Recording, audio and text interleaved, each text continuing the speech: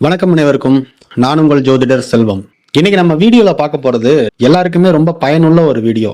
எனக்கு ஜோதிடர்கிட்ட போறதுக்கெல்லாம் விருப்பம் இல்லை.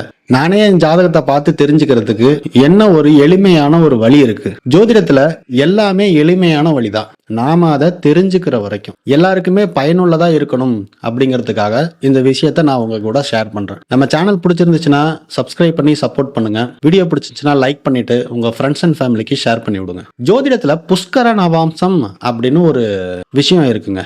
என்னங்க அது புஷ்கர நவாம்சம்னா என்ன? அதை வச்சு என்ன பண்றது? சரி, அதை எதுக்கு பார்க்கணும்? முக்கியமா அதை பார்த்தே ஆகணுமா? இப்படி எல்லாம் ஒரு கேள்வி இருக்கும். ஏங்க எனக்கு புஷ்கர நவாம்சம்னா என்னன்னே தெரியாதுங்க அப்படின்ற சில பேரும் இருப்பாங்க. ஒரு சின்ன விஷயம், அதை தெரிஞ்சுக்கணும். எதையுமே நாம ஒரு விஷயத்த புரிஞ்சுகிட்டதுக்கு அப்புறம் தான் அதனுடைய பலன்கள் நமக்கு 100% தெளிவா புரிய வரும். எதையுமே புரிஞ்சுக்காம அதனுடைய காரண காரியம் தெரியாம நாம அதை அணுகும் பொழுது ஏதோ ஒண்ணு சொல்லியிருக்காங்க, சரி அதை ஞாபகம் வச்சுப்போம், படிச்சு மண்டையில ஏத்திப்போம், இப்படிங்கிறதோட நம்ம அதை அணுகணும் அப்படின்னா ஒரு கிரகங்களை ஆய்வு பண்ணும் போதும் சரி, அல்லது ஒரு ஜாதகத்தை ஆய்வு பண்ணும் போதும் மேலோட்டமான பார்வையா தான் அது இருக்குமே தவிர ஒரு உள்ளார்ந்த ஒரு ஆய்வு நோக்கத்தோட அந்த பார்வை இருக்காது. சின்ன சின்ன விஷயமா இருக்கும் ஜோதிடத்துல. அதை நம்ம ஈஸியா கடந்து வந்திருப்போம். ஆனா அதுக்கு கொஞ்சம் நேரம் கொடுத்து அதை புரிஞ்சுக்கிட்டு அதுக்கப்புறம் அதை நீங்க பாத்தீங்கன்னா கண்டிப்பா அதுல நீங்களே வியந்து போற மாதிரியான விஷயங்கள் தான் அதுல நிறைய அடங்கியிருக்கு. சரி, இந்த புஷ்கர நவாம்சம் அப்படிங்கிறது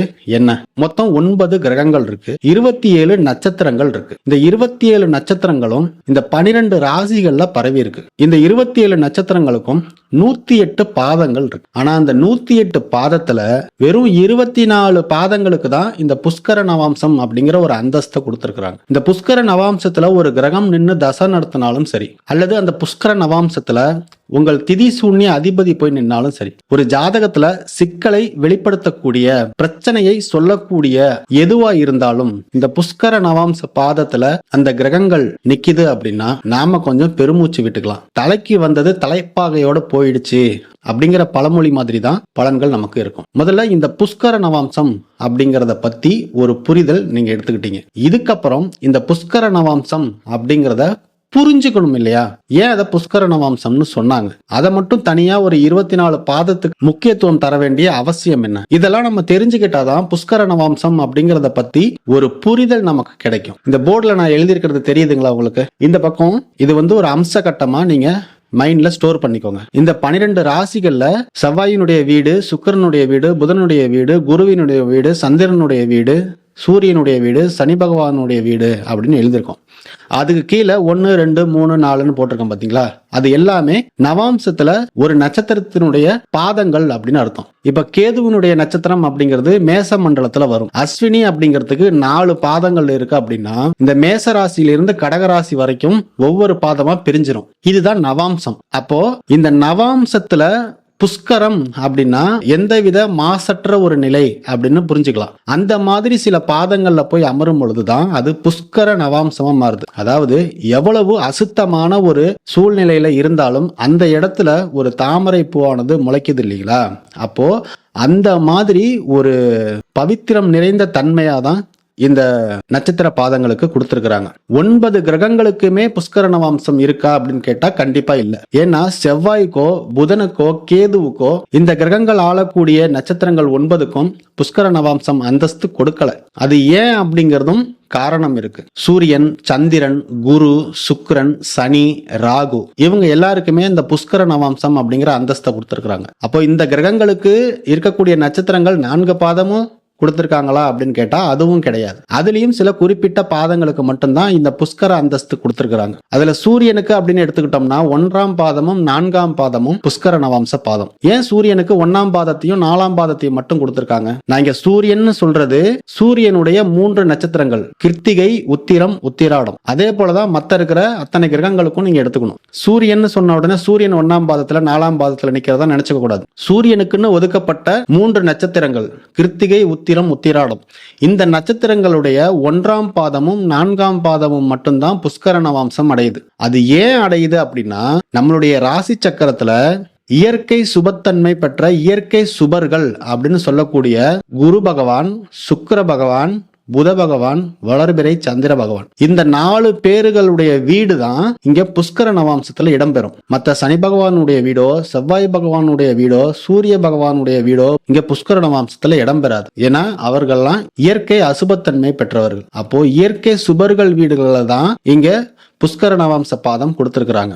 அப்போ சூரியன் அப்படிங்கிறது நவாம்ச மண்டலத்துல தனுசு மண்டலத்துல வரும். அப்போ 1ஆம் பாதமும் 4ஆம் பாதமும் குருவினுடைய வீட்டுல இருக்கு. இந்த குரு அப்படிங்கிறவரு சுபர் அப்படிங்கிறதுனாலதான் அந்த 2 பாதங்களுக்கு மட்டும் புஷ்கர அந்தஸ்து கொடுத்துருக்காங்க. தனுசு வீடு காலபுருஷனுக்கு 9ஆம் வீடு, தெய்வத்தன்மை நிறைந்த வீடு. 12ஆம் வீடு காலபுருஷனுக்கு மீனம். அப்போ அந்த வீட்டுல ஏன் கொண்டு கொடுத்திருக்காங்க? அது விரயஸ்தானம் இல்லையா? அது அயன சயன போகஸ்தானம்.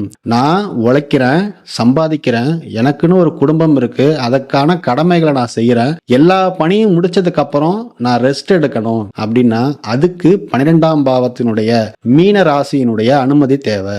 அது ஒரு மோட்ச ராசி. அதுக்காக தான் அங்க கொடுத்திருக்காங்க. அடுத்ததா பார்த்தோம் அப்படின்னா சந்திரனுக்கு அப்படின்னு எடுத்துக்கிட்டீங்கன்னா, சந்திரன் அப்படிங்கிறவரு மேச மண்டலத்துல வருவார். அந்த மேச மண்டலத்துல சுபர் வீடு எது அப்படின்னு பாத்தீங்கன்னா சுக்கிர பகவானுடைய ரிஷப வீடு மட்டும்தான் வருது. ரோகிணி, ஹஸ்தம், திருவோணம் இந்த நட்சத்திரங்களுடைய 2ஆம் பாதம் மட்டும்தான் இங்க புஷ்கர நவாம்சத்துல இடம்பெறும். அடுத்ததா பார்த்தோம் அப்படின்னா குருவை எடுத்துக்கிட்டோம் அப்படின்னாலும் நமக்கு எங்க வருது?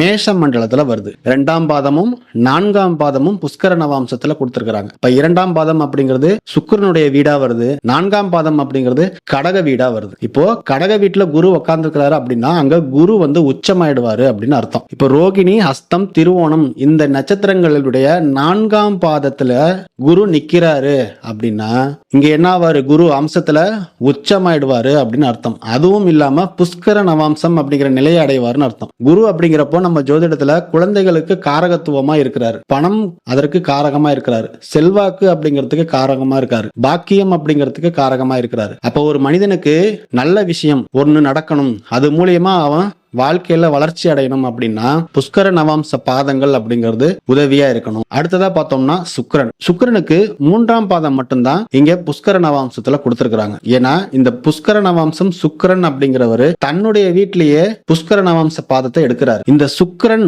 ஏன் அங்க கொடுத்திருக்காங்க அப்படின்னா சுக்கிரன் அப்படிங்கிறது நம்மளுடைய சுக்லத்தை சொல்லக்கூடியது. நம்மளுடைய இன விருத்திக்கு ஒரு மனிதன் பிறக்கிறான், அவனுக்கு ஒரு குடும்பம் வருது அப்படின்னா தன்னுடைய அடுத்த சந்ததியினரை உருவாக்கணும். அப்படிங்கிறப்போ அங்க சுக்கிரன் எக்காரணத்தை கொண்டும் பலம் இழக்க கூடாது அப்படிங்கிறதுக்காக தான். ஏன்னா ஒவ்வொரு கிரகத்துக்கும் ஒவ்வொரு மாதிரியான காரகங்கள் இங்க அத்தியாவசியமா இருக்கு. அதை புரிஞ்சுக்கிட்டா மட்டும்தான் நாம இதை எப்படி கையாளணும் அப்படிங்கறத தெரிஞ்சுக்க முடியும். அடுத்ததா ராகுவை பார்த்தோம் அப்படின்னா ராகுவுக்கு கொடுத்திருக்கிறது 4ஆம் பாதம் மட்டும்தான். ஏன் சார் ராகு தனுசு மண்டலத்தில் தான் வருது, அது 1ஆம் பாதமும் குருவீடு தான், 4ஆம் பாதமும் குருவீடு தான், ஏன் 1ஆம் பாதம் கொடுக்கல அப்படிங்கிற கேள்வி வரும். ராகு அப்படிங்கிறது என்ன காரகம்? பேராசை காரகம். காலபுருஷனுக்கு 9ஆம் வீடு எது? தனுசு வீடு. தனுசு வீடு அப்படிங்கிறது ஒரு கோயில், ஒரு தெய்வத்தன்மை, தர்மம் அதிகமா இருக்கக்கூடியது. இங்க பேராசை அப்படிங்கிறது இருக்கக்கூடாது அப்படிங்கிறதுக்காக தான் ராகுவுக்கு 1ஆம் பாதம் புஷ்கர நவாம்சம் கொடுக்கப்படல. சரிங்களா? தர்மம் அப்படிங்கிறது எந்தவித எதிர்பார்ப்பும் இல்லாம செய்ய வேண்டியது, பேராசை இல்லாமல் இருக்க வேண்டியது,